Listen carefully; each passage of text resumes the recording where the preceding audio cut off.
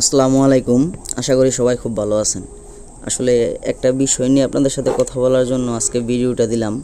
আপনাদের মনে অনেক সময় প্রশ্ন জাগে যে আমার তো জায়গা কম, অল্প জায়গার ভিতরে আমি কিভাবে আমার শখ পূরণ করব। মুরগি পালন করতে গেলে কোয়েল পাখি পালন করতে পারছি না, বা এই ধরনের অনেক সমস্যার মধ্যে আপনারা পড়েন। তো আজকে আমি আপনাদের দেখাচ্ছি আমি একটা খাঁচার ভিতরে 5টা প্রজাতি কিভাবে পালন করছি। ইচ্ছে করলে সেখানে আরও বাড়ানো যাবে, আমি জাস্ট অল্প কিছু পরিমাণে পালন করছি। যেমন এই খাঁচাটার মধ্যে দেখেন একটা মুরগি আছে, এখানে চাইলে আপনি অনায়াসে 4টা মুরগি একটা মোরগ দিতে পারবেন একটা খোপের মধ্যে।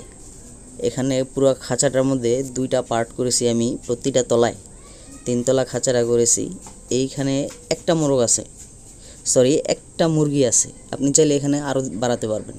আর এখানে আমি ফ্যান্সি আইটেমের 2টা মুরগি রাখছি, মানে একটা মোরগ একটা মুরগি আছে। এখানেও চাইলে আপনি আরও বাড়াতে পারবেন। একটা খাঁচার মধ্যে এত কিছু করা যায় যদি আপনি পরিকল্পিতভাবে করেন। তো আসলে এই মুরগিগুলো আমার মেয়ের খুবই পছন্দ, তাই রেখে দিছি এভাবে, মাঝে মাঝে বের করে নেই। উপরতলায় দেখেন 2টা পার্ট করেছি, মানে এটা দ্বিতীয় তলায়। এখানে একটা সাইডে আমি কোয়েল পাখি পালন করছি। এখানে আলহামদুলিল্লাহ প্রায় 60 থেকে 65টার মতো কোয়েল পাখি আছে। আর এর পাশে যে পার্টটা করেছি, এখানে সাদা কোয়েলগুলো আমি আলাদা করে রাখছি। সবগুলোই জাপানি কোয়েল। আর সাদা কোয়েল আর কালো কোয়েলের মধ্যে কিছু অনেক গুরুত্বপূর্ণ পার্থক্য রয়েছে। প্রোডাকশনের দিক থেকেও তাদের মধ্যে কিছুটা পার্থক্য রয়েছে, তো সেটা এক সময় আপনাদের সাথে আলোচনা করব।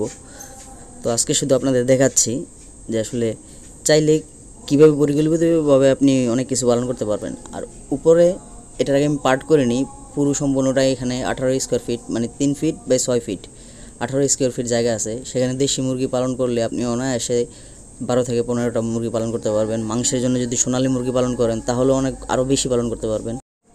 তো আজকে এই পর্যন্তই, আর কথা বাড়ালাম না। কারো কোনো প্রশ্ন থাকলে নির্দ্বিধায় কমেন্ট করবেন। আল্লাহ হাফেজ, সবাই ভালো থাকবেন।